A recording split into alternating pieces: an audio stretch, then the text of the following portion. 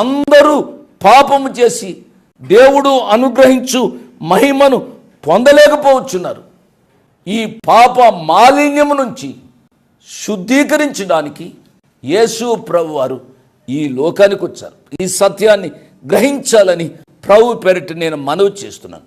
నేను పదే పదే చెబుతున్నాను, నేను క్రైస్తవ మతాన్ని బోధించడం లేదు, పరలోక మార్గాన్ని నేను బోధిస్తున్నాను. పరలోక మార్గము మానవుడు అన్వేషిస్తున్నాడు.